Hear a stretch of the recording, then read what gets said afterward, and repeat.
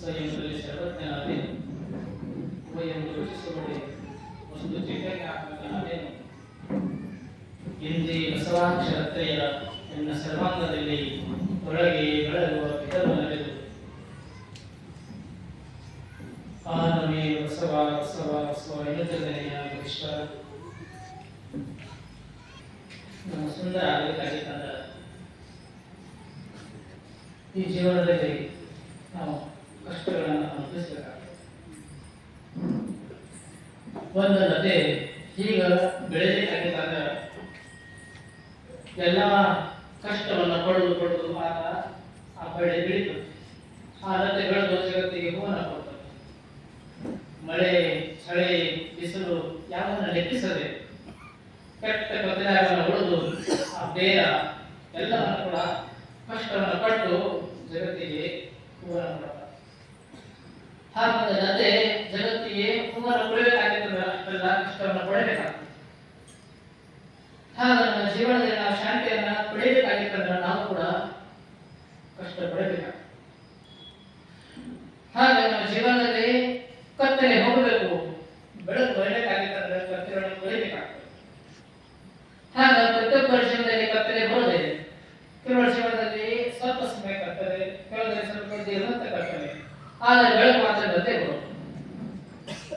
ಬರೇ ಜೀವನ ತುಂಬ ಬರೀ ಕತ್ತಲೆ ಅಂತಲ್ಲ, ಬರೇ ಜೀವನ ತುಂಬ ಬೆಳಕಂತಾನೆ ಇಲ್ಲ. ಜೀವನ ಮೇಲೆ ಕತ್ತಲು ಬೆಳಕಿಲ್ಲ ಇರುವುದಿಲ್ಲ.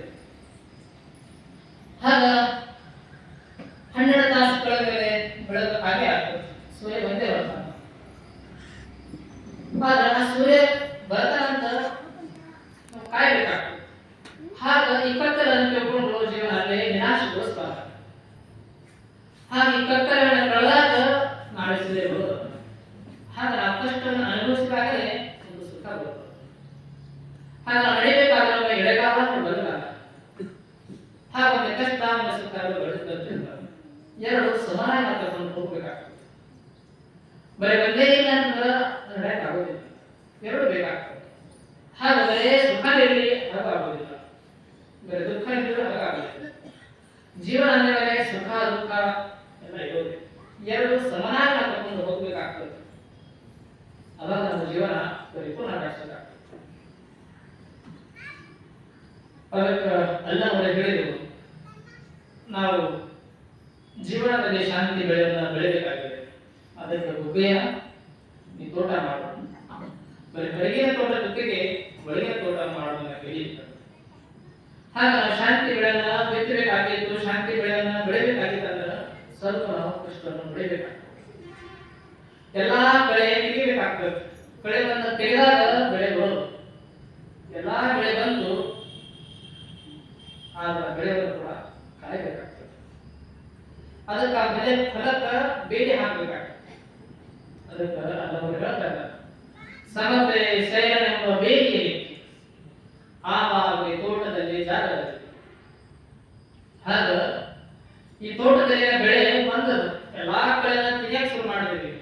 ಕಳೆ ತೆಗೆದ ಮಾತ್ರಕ್ಕೆ ಬೆಳೆ ಬಂತಲ್ಲ, ಆ ಬೆಳೆಯನ್ನ ಉಳಿಬೇಕಾಗಿತ್ತಂದ್ರೆ ಸ್ವಲ್ಪ ತಾಳ್ಮೆ ಕಾಯಬೇಕಾಗ್ತದೆ. ಈಗ ಇವತ್ತು ಬೀಜ ಬಿತ್ತೀವಿ, ನಾಳೆ ಬೆಳೆ ಬಂತಂದ್ರೆ ಹಾಗಿಲ್ಲ. ಇವತ್ತು ಬೀಜ ಬಿತ್ತಿದ್ರೆ ಕೆಲವು ಮಾಸಗಳು ಕಾಯಬೇಕಾಗ್ತದೆ. 4-6 ತಿಂಗಳ ಕಾಯ್ದಾಗ ಮಾತ್ರ ಬೆಳೆ ಬರೋದು. ಇವತ್ತು ಹುಟ್ಟಿದ ಮಗು ಹೀಗೆ ದೊಡ್ಡ ಅಂತ ಆಗೋದಿಲ್ಲ.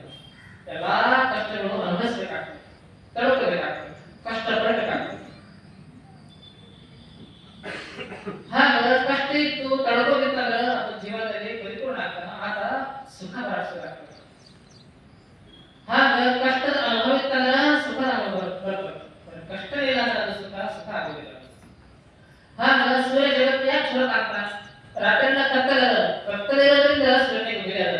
ಬರೇ ಕತ್ತಲೆ ಇಲ್ಲ ಅಂದ್ರೆ ಬೆಳಕಿಗೆ ಬೆಲೆ ಇಲ್ಲ. ಹಾಗೆ ಬೆಳಕಿಗೆ ಬೆಲೆ ಬರಬೇಕಾಗ್ತದೆ, ಕತ್ತಲೆ ಇರಬೇಕಾಗ್ತದೆ. ಹಾಗ ಸುಖಕ್ಕೆ ಬೆಲೆ ಬರಬೇಕಾಗ್ತದೆ, ಕಷ್ಟ ಇರಬೇಕಾಗ್ತದೆ. ಹಾಗ ಸ್ವರೂಪಕ್ಕೆ ಬೆಲೆ ಬರಬೇಕಾಗಿತ್ತಂದ್ರೆ ಕುರುತು ಇರಬೇಕಾಗ್ತದೆ. ಹಾಗ 4 ಬೆಲೆ ಬರಬೇಕಾದ್ರೆ ಸ್ವರಕ್ಕೆ ಬೆಲೆ ಬರಬೇಕಾದ್ರೆ ವಸ್ತ್ರ ಇರಬೇಕಾಗ್ತದೆ. ಹಾಗ ಸುಸ್ವರ ಅಂತ ಕಂಠಕ್ಕೆ ಬೆಲೆ ಬರಬೇಕಾದ್ರೆ ಬೇಸರ ಹಾಡ ಬೇಕಾಗ್ತದೆ. ಅವಾಗ ಚಲೋ ಹಾಡಲಿಕ್ಕೆ ಬರ್ತದೆ. ಹಾಗ ಜಗತ್ತಿಗೆ ಬೆಲೆ ಬರಬೇಕಾದ್ರೆ ಒಬ್ಬರು ಕೆಟ್ಟವರು ಒಳ್ಳೆಯದು ಇರಬೇಕಾಗ್ತದೆ, ಒಳ್ಳೆಯದು ಇಲ್ಲ. ಎಲ್ಲರೂ ಒಳ್ಳೆಯದಿದ್ರೆ ಏನಿದೆ, ಎಲ್ಲ ಅಪ್ರಾಮಾಣಿಕ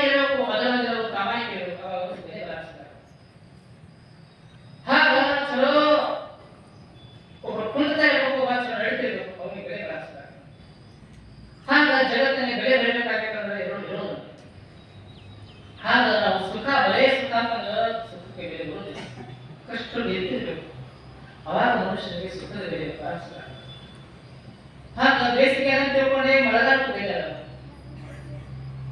ಬರೀ 12 ತಿಂಗಳ ಮಳೆ ಇರ್ತದ ಮಳೆ ಹಾಗ ವಿಪರೀತ ಬಿಸಿಲು ಇರ್ತದೆ 4 ತಿಂಗಳ ಭೂಮಿ ಕಾಯ್ದೆ ಇರ್ತದೆ ಎಲ್ಲಾ ನೀರೆಲ್ಲ ಬರುತ್ತೆ ಕೆರೆ ಭತ್ತ ಶುರು ಆಗ್ತದೆ ನೀರಿನ ಮಹತ್ವ ಹಾಗಾಕ್ ಶುರು ಆಗ್ತದೆ ಅವಾಗೆಲ್ಲ ಜನ ಹಾಗೆ ಕಾಯ್ತಾರೆ ಮಳೆ ಏನಿ ಬಾ ಬಾ 4 ತಿಂಗಳ ಬಿಸಿಲು ಇರೋದ್ರಿಂದಲೇ ಬರುವಂತ ಮಳೆಗೆ ಬೆಳೆಯಲ್ಲ ಬಿಸಿಲೇ ಇರಲಿಲ್ಲ ಬೇಸಿಗೆ ಇಲ್ಲ ಅಂದ್ರೆ ಮಳೆಗಾಲಕ್ಕೂ ಬೆಳೆ ಬರ್ತಿಲ್ಲ ಅದಕ್ಕೆ ಮಳೆಗಾಲಕ್ಕೂ ಬೆಲೆ ಬರಬೇಕಾಗ್ತದೆ ಬೇಸಿಗೆ ಕಾಲ ಇರಬೇಕಾಗ್ತದೆ ಹಾಗೆ ನಮ್ಮ ಜೀವನದಲ್ಲಿ ಸುಖಕ್ಕೂ ಬೆಲೆ ಬರಬೇಕಾಗಿತ್ತಂದ್ರೆ ಕಷ್ಟಗಳು ಬರಬೇಕಾಗ್ತದೆ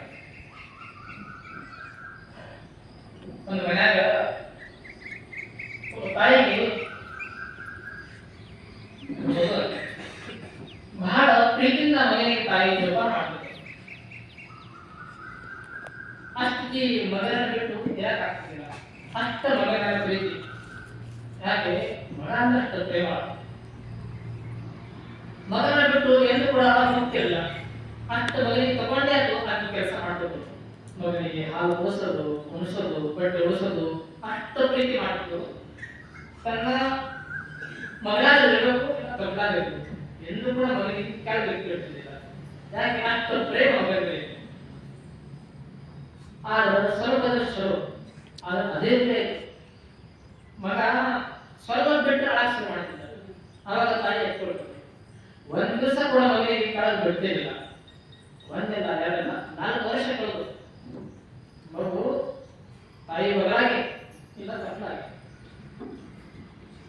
ಆ ಮಗನಿಗೆ ನಡಿಬೇಕನ್ನೋದು ಗೊತ್ತಾಗಿ ಕಾಲು ನಿಷ್ಠೆ ಆಗಿಬಿಟ್ಟು ತಾಯಿಗೆ ಚಿಂತೆ ಆಗಿಸ್ಬೇಕು ನನ್ನ ಮಗು ಜೀವನದಲ್ಲಿ ನಡೆಯಕ್ಕೆ ಸಾಧ್ಯ ಆಗಲಿಲ್ಲ ನಾನು ಮಗನಿಗೆ ಎಂದು ಕೂಡ ಬಿಟ್ಟಿರಕ್ಕಾಗಲ್ಲ ಮಗನಿಗೆ ನಡೆಯಕ್ಕಾಗಲ್ಲ ಯಾಕೆ ಕಾಲಿಲ್ಲ ಕಾಲ ನಡೆಯಕ್ಕಾಗೋದಿಲ್ಲ ಅದಕ್ಕೆ ನಾನು ನಡೆಸಬೇಕಾಗ್ತದೆ ಅದಕ್ಕೆ ನಾನೇ ಎತ್ಕೋಬೇಕು ಅನಿವಾರ್ಯ ಅದಕ್ಕಾಗಿ ನಿರ್ಣಯ ಮಾಡೋದು ನನ್ನ ಮಗನಿಗೆ 4 ವರ್ಷ ಆಗ್ಯಾವ ಇನ್ನು ನಡೆಯಕ್ಕಾಗೋದಿಲ್ಲ ಹೀಗೆ ಕೆಳಗಿಳಿದ ಬಿದ್ದೆ ಬಿಡ್ತಾನ ಏನು ಮಾಡೋದು ಕೊನೆಗೆ ಅಷ್ಟು ಪ್ರೀತಿತ ಮಗನ ಮೇಲೆ ಏನೇ ಕಷ್ಟ ಬರಲಿ ನನಗಾದ ಮಗನಿಗೆ ಹಾಕಬಾರ್ದು ಮಗ ಮಾತ್ರ ಸ್ವಲ್ಪ ಆಗಿದೆ ಅಷ್ಟು ಪ್ರೀತಿಯಿಂದ ತಪ್ಪು ತೂಕಿದ್ರು ಹಾಲು ಕುಡಿಸಿದ್ರು ಊಟ ಮಾಡಿಸಿದ್ರು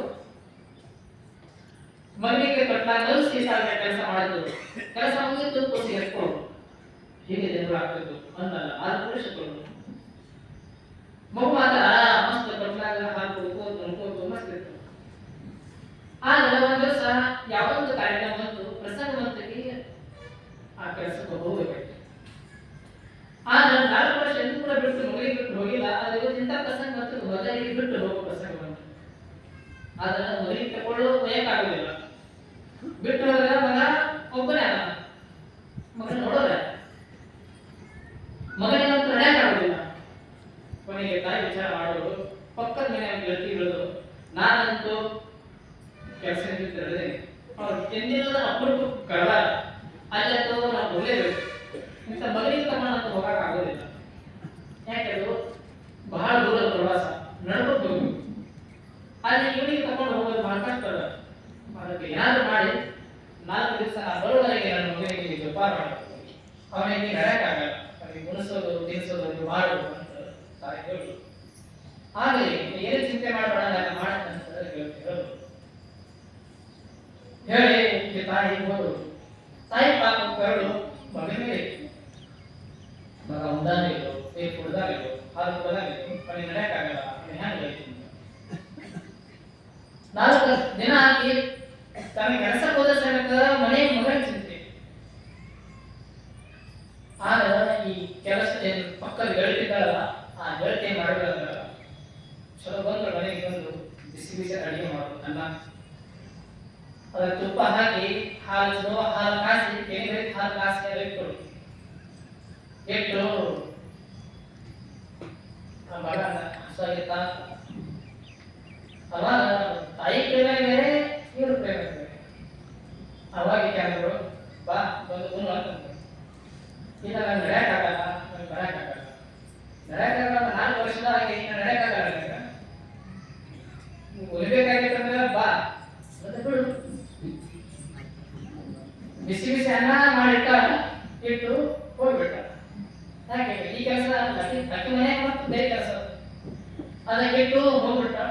ಈ ಹುಡುಗನಿಗೆ ವಿಪರೀತ ಹಸುವಾಯ್ತು. 1 ತಾಸಾಯ್ತು, 2 ತಾಸಾಯ್ತು, ಹಸು ತಡ್ಕೊಳಕ್ಕಾಗಲ್ಲ. ಹತ್ತು ಕೂಡ ಯಾರಿಲ್ಲ.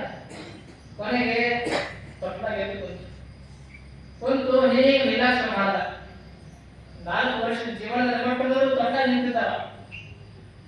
ಇನ್ನೇನು ಯಾರ ಈಗ ಆ ಕಡೆ ನೋಡಿದ ಯಾರಿಲ್ಲ, ನಿರ್ಲಕ್ಷ್ಯ ಮಾಡ ಕಾಲಿಗೆ ಬಿದ್ದ. ಮತ್ತೆ ಗೋಡೆ ಹಿಡ್ಕೊಂಡು ಎದ್ದು ನಡ್ಕೋತ ಹೋಗಿ ಆ ಅನ್ನ ಬಿದ್ದು ಹೋದ. ತನ್ನಕ್ಕೆ ಅವತ್ತು ಮಟ್ಟದ ಜೀವನ ಹೊಂದಿದ್ದ. ಇಷ್ಟು ವರ್ಷ 4 ವರ್ಷ ತಾಯಿ ಉಳಿಸಿದ್ರು, ತಾಯಿ ಉಂಟ ಈಗ ಉನ್ನಾಕ್ಷರ ಮಾಡ ಹಾಲು ಕುಡದ, ಮುಖದ ಮೇಲೆ ಪ್ರಸನ್ನತೆ ಬಂತು, ಮೈಯಾಗ ಶಕ್ತಿ ಬಾರಿಸ್ತಾರೆ.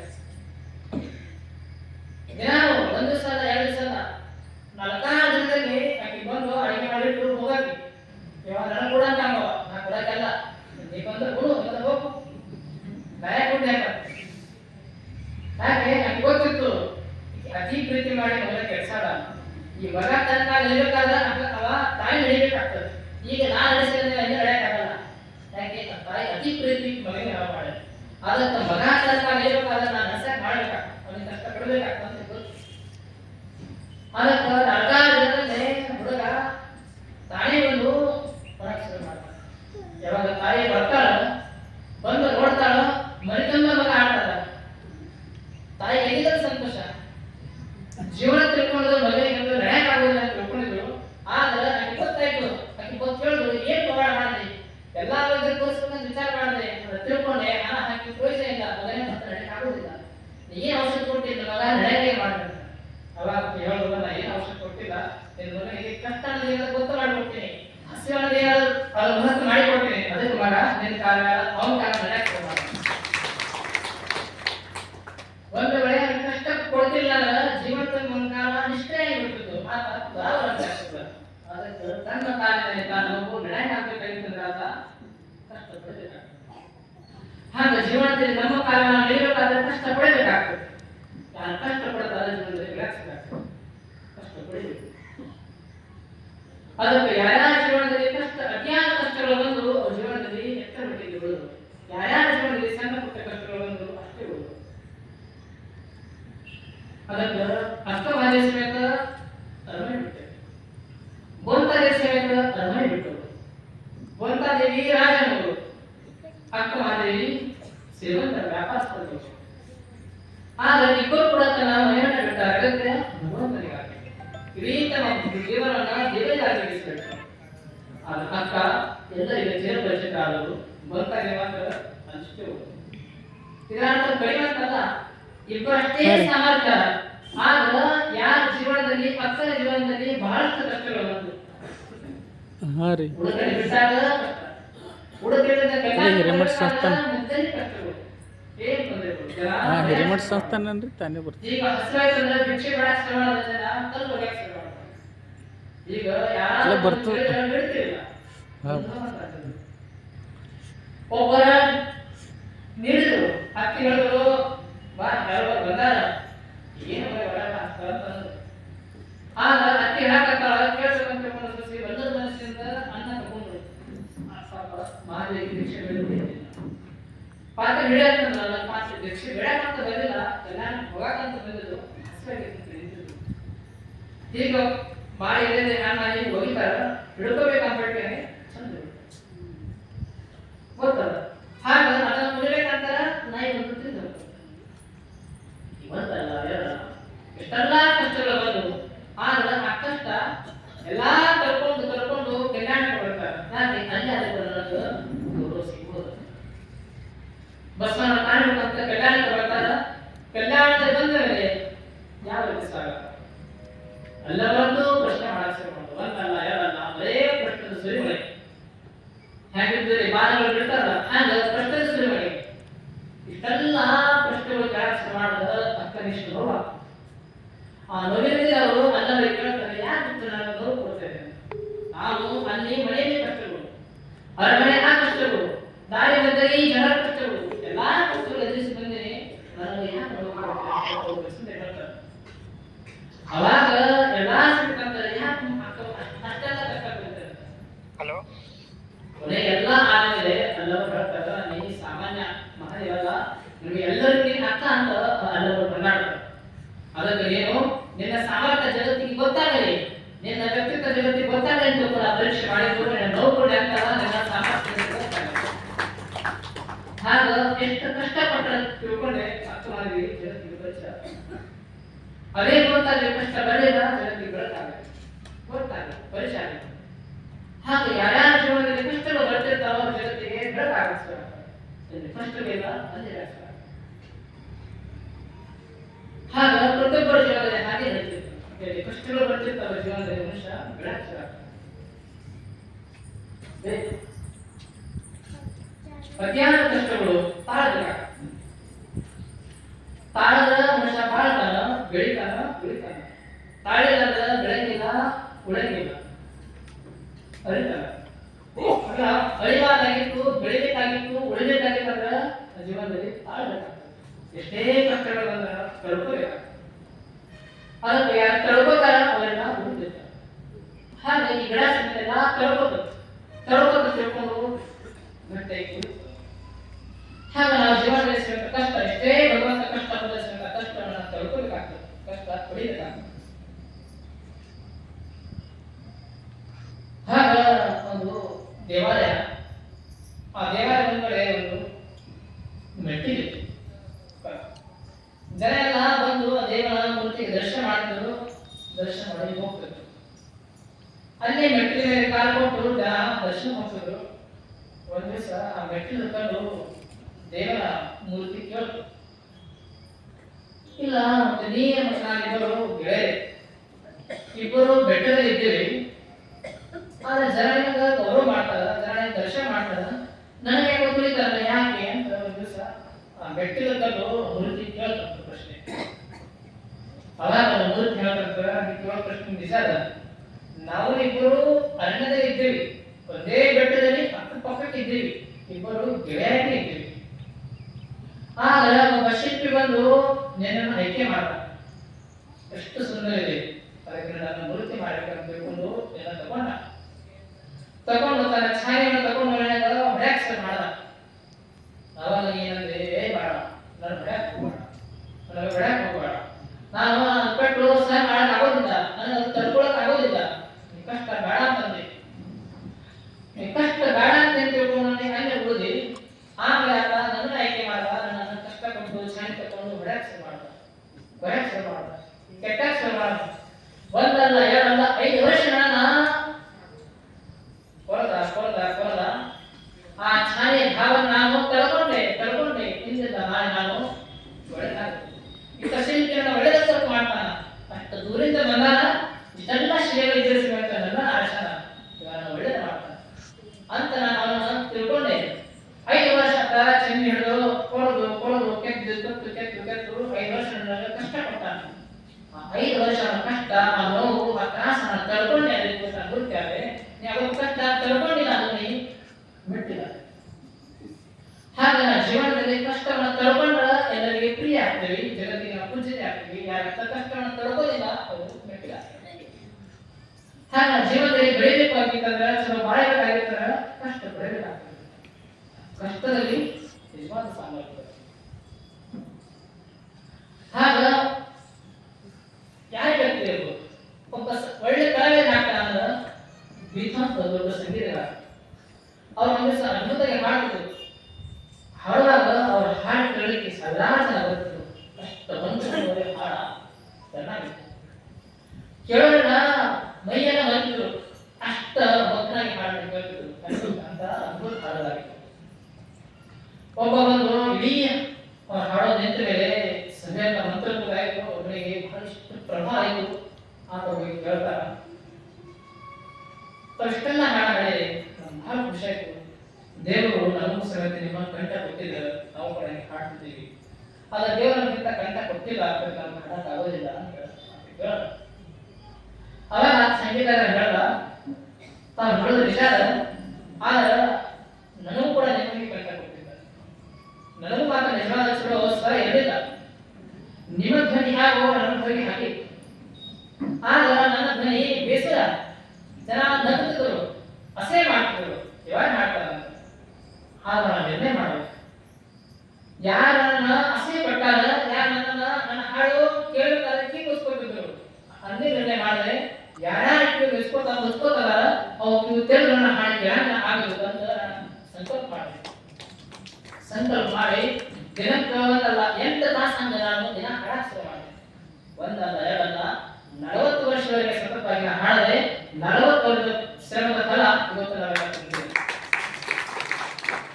ಆಗ ಧರ್ಮಚಂದ್ರನ ಅಂತ ಕೊಟ್ಟಾನ, ನಾನು ಹಾಡ ಕಷ್ಟಪಡ್ತೇನೆ. ಹಾಗ ಒಬ್ಬ ಒಳ್ಳೆ ಕಲಾವಿದ ಹಾಡ್ತಾನಲ್ಲ, ಅದರಿಂದ ಶ್ರಮ ಆಗುತ್ತೆ, ಅದರಿಂದ ಪ್ರಯತ್ನ, ಅದರಿಂದ ಕಷ್ಟ.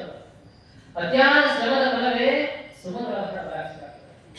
ಅತಿಯಾದ ಶ್ರಮದ ಫಲವೇ ಎಲ್ಲ ಅದ್ಭುತ ಕಾರ್ಯ ಆಗ್ತದೆ.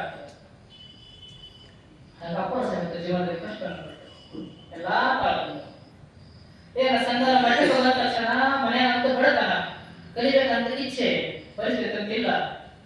ಅಂತ ಸಮಯದಲ್ಲಿ ಮಟ್ಟಕ್ಕೆ ಬಂದಾಗ ಅಪ್ಪನಬೇಕು ಮಠದಲ್ಲಿ ಆಶ್ರಯ ಇಲ್ಲ. ಮಠ ಮಾತ್ರ ಸಣ್ಣ ಜಾಗ ಅದ, ಮಠ ಎಲ್ಲ ತುಂಬಿದ, ಮಠದ ವಿದ್ಯಾರ್ಥಿ ಸಂಖ್ಯೆ ಎಲ್ಲ ಆಶ್ರಯ ಇಲ್ಲ. ಅದಕ್ಕೆ ನಮಗೆ ಜಾಗ ಇಲ್ಲ ಹೋಗಂತ ಅಷ್ಟೇ ಒಂದು ಮನಸ್ಸಿಂದ ಅಳ್ಕೋತ ಮನೆಗೆ ಯಾಕೆ ಧನ್ಯವಾದ ಮುಗಿತು. ನನಗಂತೂ ಕಲಿಯಕ್ಕೆ ಆಗೋದಿಲ್ಲ, ಮನೆಯಾಗ ಕೆಲಸ ಸಾಮರ್ಥ್ಯ ಇಲ್ಲ, ಕಲಿಬೇಕಂತ ಇಚ್ಛೆ ಪರಿಸ್ಥಿತಿ ಇಲ್ಲ. ಅಲ್ಲಿ ಹೋದ್ರೆ ಅಪ್ಪಳು ಇಟ್ಕೊಳ್ಳೋಕೆ ಯಾಕೆ ಅಲ್ಲಿ ಮಾಡಿದ್ರೆ ಇಲ್ಲ. ಕೊನೆಗೆ ಅಪ್ಪನ ಇಚ್ಛೆ ಇತ್ತು, ನಾನು ಕಲಿಬೇಕು, ಬೇಕಾದಷ್ಟು ಆಗಲಿ ನಾನು ಕಲಿಬೇಕು, ನಮಗೆ ಕಲಿಕಲ್ಲ. ಆದ್ರೆ ಏನೇ ಕಷ್ಟ ಬರುತ್ತಿದ್ರು ಗೊತ್ತಿಲ್ಲ, ನಾನು ಕಷ್ಟವನ್ನು ಪಡಿತೇನೆ, ಆದ್ರೆ ನಾನು ಕಲಿತೇನೆ. ಕೊನೆಗೆ ಕೆಲವು ಜನರಿಗೆ ಊರು ಮುಗಿಸ್ಕೊಂಡು ಹೇಳೋದು, ನಾನು ಕಲಿಬೇಕಾಗಿದೆ, ತಾವು ಹೇಳೋದು ನನಗೆ ಅಪ್ಪ ಇಟ್ಕೋಬಹುದು. ಕೊನೆಗೆ ಎಲ್ಲಾ ಊರು ಪ್ರಮುಖರು ಬಂದು ಅಪ್ಪರಿಗೆ ಕೆಲವರು ಬಂದು ಕೇಳ್ಕೊಂಡ್ರು, ಹುಡುಗ ಬಹಳ ಜಾನ, ಆಗ ಕಲಿಬೇಕಂತ ಇಚ್ಛೆದ ಬಡತನದ ಅದರ ಪಾಪ ಇಟ್ಕೋಬೇಕು.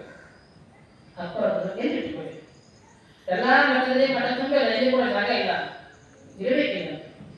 ನನಗೆ ಏನಾದ್ರು ಕೆಲಸ ಅನ್ಸಲಿ, ನಿಮ್ಮ ಜೊತೆ ಇಟ್ಕೊಳ್ಳಿ, ಆದರೆ ಮುಂದೆ ಇಟ್ಕೊಳ್ಳಿ. ಅವಾಗ ಅಪ್ಪರವರು ಜನವಸ ಪಕ್ಕದಲ್ಲಿ ಹೇಳಿದ್ರು, ಇಲ್ಲಿ ಇರಬೇಕಾಗಿತ್ತಂದ್ರೆ ಒಂದು ನಿಯಮ ಅದ, ಭಾರಿ 20 ಕೊಡ ನೀರನ್ನು ಸೇರಬೇಕು, ದಿನ ನನ್ನ ಸ್ನಾನ ನೀರ ಕಾಸು ಕೊಡಬೇಕು, ಈ ಮಠದಲ್ಲೆಲ್ಲ ಕಸ ಗುಡಿಸಿ ಸಾರಿಸಬೇಕು, ಸರಿಯಾಗಿ ಸಾರಿಸಬೇಕು. ಇಷ್ಟೆಲ್ಲ ಮಾಡಕ್ಕಾಗ್ತದ, ಎಲ್ಲಾದ್ರೂ ಒಂದು ಮನ್ಯಾಗ ಇರಕ್ಕೆ ಅವಕಾಶ ಕೊಡಬೇಕು. ಅಪ್ಪ ಅಂದ್ರು, ನಾನು ಯಾಕೆ ಅವಕಾಶ ಕೊಟ್ಟರೆ ಸಾಕು, 20 ಕೊಡ 100 ಕೊಡ ಅಂತ ಸೇರಿಸ್ತೇನೆ, ಅದೇ ಮಠದಲ್ಲ ಇದೆಲ್ಲ ಸಾರಿಸ್ತೇನೆ, ಅವಕಾಶ ಕೊಡ. ಅವಾಗ ಅಪ್ಪರು ಬಂದು ದಿನಾಲ ಸಮೇತ ಭಾರಿ ನೀರು ಸೇರೋದ, ಇದು ಹಾಕೋದ, ಅಷ್ಟೇ ನೀರೆಲ್ಲ ಕಾಸೋದ, ಮಠದ ಕಸ ಗುಡಿಸೋದು, ಸಾರಿಸೋದು, ಆಮೇಲೆ ಉಳಿದ ಸಮಯದಲ್ಲಿ ಅಧ್ಯಯನ ಮಾಡೋದು. ಈ ಕಷ್ಟಗಳು ಜೀವನ ಸಾಗಾಕ್ಷರ ಮಾಡೋದು. ಬರೀ ಅಷ್ಟೇ ಕಷ್ಟ ನಿಲ್ಲಿಲ್ಲ, ಮುಂದೆ ಈ ಕಷ್ಟ ಬೆಳೀತಾ ಬೆಳೀತಾ ಬಂದಾಗ ಆ ವಿದ್ಯಾರ್ಥಿ ಜೀವನ ಮುಂದೆ ಗುರುವಿನ ಸ್ಥಾನ ಸಾಗಾಕ್ಷರ ಬಂದ ಮೇಲೆ ಎಲ್ಲಾ ಕ್ಲಾಸ್ ಮಠದಲ್ಲಿ ಕೊಡಕ. ಆಮೇಲೆ ಯಾರಾದ್ರೂ ಹೇಗೆ ಭಕ್ತರು ಬರ್ತಾರ, ಒತ್ತು ಕೊಡ್ಬೇಕಂದ್ರು ಅಪ್ಪರಿಗೆ ಆಗಿರೋ ಮನಸ್ಸು ಒತ್ತು ಕುಂತ ಭಕ್ತರ ಬೇರೆ. ಕೊನೆಗೆ ಬಾಗಿಲನ್ನ ತೆರೆದು ಅಪ್ಪರು ಓದೋದು ಬಿಟ್ಟು ಹೊರಗೆ ಬಂದ ಭಕ್ತರ ಸಮೇತ ಊಟ ಏನಿಲ್ಲ. ಕೊನೆಗೆ ಎಲ್ಲ ಬಿಟ್ಟು ಊರುಗಳಿಗೆ ಸಂಚಾರ ಕೊಡುವುದು, ಪ್ರಚಾರ. ಅಲ್ಲಿ ಯಾರಾದ್ರೂ ಸಮೇತ ಕಾಣಿಕೆ ಕೊಟ್ಟರೆ ಆ ಕಾಣಿಕೆ ತಗೊಂಡು ಬಂದು ಮಠದ ಅನ್ನ ನಡೆಸ್ಬೇಕಲ್ಲ, ಕರೆಂಟ್ ಬಿಲ್ ಕಟ್ಟಾಗ ರೊಕ್ಕ ಇಲ್ಲ, ಯಾರ ಮಠದ ಭಕ್ತರಾಗ ಒಂದ್ಸ ಸಂಖ್ಯೆ ಇಲ್ಲ. ಹೀಗೆ ತಿರುಗಾಡಿ ಒಳಗದ ಬಂದ ಕಾಣಿಕೆ ಭಕ್ತಿ ಉಣಿಸೋದಂತ ಕರೆಂಟ್ ಬಿಲ್ ತುಂಬೋದಕ್ಕೆ ಮತ್ತೆ 4 ಜನ ಯಾರು ಬಂದ್ರ ಅವ್ರಿಗೆ ಊಟ ನಾನ ಸಿಗ್ತಿಲ್ಲ, ಯಾರ ಬಂದ ಅಲ್ಲಿ ಸಾಲ ಮಾಡಿ ಅನ್ನ ಹಾಕಿ ದೊಡ್ಡದ ಆ ಸಾಲ ತೀರ್ಸಕ್ಕ ಮತ್ತ ಮಹಾರಾಷ್ಟ್ರದ ತೆಲಂಗಾಣದ ಎಲ್ಲ ಕಡೆ ಊರಲ್ಲಿ ಹೋಗೋದು. ಎಂತಹ ಕಷ್ಟವನ್ನ ಪಡ್ಕೊಂಡು ಕೊನೆಗೆ ಅಪ್ಪರು ಈ ಭಾಗವನ್ನ ಬೆಳೆಯಲು ತಗೊಂಡು ಗುರುಕುಲ ಪ್ರಾರಂಭ ಮಾಡಬೇಕು. ಗುರುಕುಲ ಪ್ರಾರಂಭ ಮಾಡಬೇಕಂದ್ರೆ ಅದ್ಭುತ ಕಷ್ಟ. ಎಲ್ಲಾ ಒಬ್ಬ ವ್ಯಕ್ತಿ ಸರಿಯಾಗಿ ಸಿಗ್ತಿರಲಿಲ್ಲ. ಸ್ವತಃ ಅಪ್ಪರೇ ಶಿಕ್ಷಕರಾಗಿ ತಾವೇ ಪಾಠವನ್ನು ಮಾಡಕ್ಕೆ ಮಾಡಿದ್ರು. ಎಲ್ಲಾ ನೋವು, ಆ ನೋವು ಆಯ್ತಂದ್ರ ಎಷ್ಟು ನೋವಾಗ್ತಿತ್ತು. ಕೊನೆಗೆ ಅಪ್ಪರೇ ಬಾಗಿಲ ಮುಚ್ಚಿ ಒಬ್ಬರೇ ಆಚರಣೆ ಮಾಡ್ತಾರೆ. ತಾನೇ ನೋವು, ಜನರ ನಿಂದನೆಗಳು, ಹೊರಗೆಲ್ಲ ಕಷ್ಟಗಳು, ಮಠದ ಬಡತನಗಳು, ಎಲ್ಲಾ ಜನ ಹಾಗೆ ಉತ್ಸವದ ಒಬ್ಬ ಅಳೋದ ಎಲ್ಲ ಏನು ಆಗಿಲ್ಲ ಅಂತ ಹೇಳ್ಬಿಟ್ಟು ಅಷ್ಟೇ ನಮಗೆ ಬರೋದು ಅಷ್ಟೆಲ್ಲ ನೋವನ್ನ ಕೊಂಡು ಇವತ್ತಿಷ್ಟು ಮಟ್ಟಿಗೆ ಬೆಳಿಬೇಕಾಗಿಲ್ಲ ಹಾಗೆ ಕಷ್ಟವನ್ನು ಉಣ್ತಾರ ನಮ್ಮ ಜೀವನದಲ್ಲಿ ಬದುಕಲಾಗ್ತದೆ ಅದಕ್ಕೆ ಮನುಷ್ಯ ಜೀವನದಲ್ಲಿ ಬೆಳಿಬೇಕಾಗ್ತದೆ ಕಷ್ಟವನ್ನು ಬೆಳಿಬೇಕಾಗ್ತದೆ ಅಂತ ಕಷ್ಟ ಇತ್ತಂದ್ರೆ ಮನುಷ್ಯ ಜೀವನ ಸುಖ ಅಂತ ಮಾತನಾಡ್ತಾ ಅಂತ ಜೀವನದಲ್ಲಿ ಬೇಕಾಗ್ತದೆ ಮನುಷ್ಯ ತಾಳಬೇಕಾಗ್ತದೆ ತಾಳೆದ ಮನುಷ್ಯ ಬೆಳೀತಾನೆ ಮನುಷ್ಯ ಉಳಿತಾನೆ ಅಂತ ನಮ್ಮ ಜೀವನದಲ್ಲಿ ತಾಳ್ಮೆ ಜೀವನದ ವ್ಯಕ್ತಿ ಅಂತ ಮಾಡಬೇಕಂತ ಮಾತನ್ನು ಹೇಳುತ್ತಾ ಜೀವನ ಆಡಬೇಕು